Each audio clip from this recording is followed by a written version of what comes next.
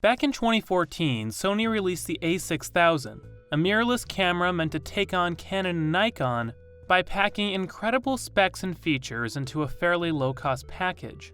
The camera changed the game for mirrorless cameras, as well as DSLRs, and ended up being Sony's best-selling camera. Eventually, it became the best-selling mirrorless camera, period. 2 years later, the camera is entering its third iteration with the Sony a6500.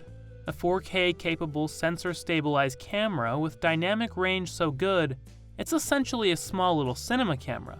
But what about the a6000? Is it worth picking up nowadays for the new street price of about $500?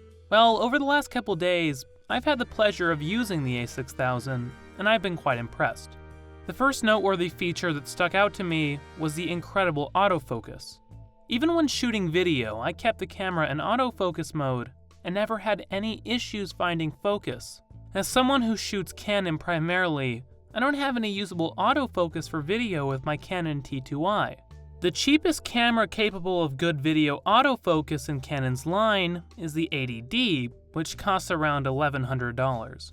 Dynamic range is quite exceptional when taking photos, as demonstrated by these stills. The camera's OLED viewfinder isn't amazingly sharp, but definitely a nice feature for use outside when doing video. The camera shoots 1080p video in the avchd codec, which is honestly fine despite what some people might tell you. The menu system in the camera was a bit clunky, and in my opinion, quite a bit less intuitive than Canon's.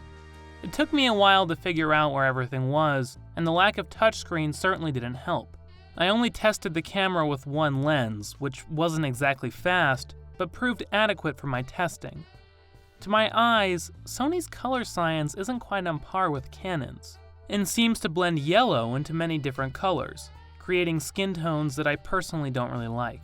However, that's a topic for another video. As far as a camera that just works well in auto mode and is ready to go out of the box, the Sony a6000 definitely fits the criteria. At its current low price, it's honestly a steal, and I definitely recommend it if you're okay with the small drawbacks I mentioned. My only reservation is that its colors are a little strange to my eyes, but that's something that can be tweaked a fair bit in post. Also, like any Sony mirrorless camera, battery life was a major weak point, likely because of the OLED viewfinder and a small camera frame.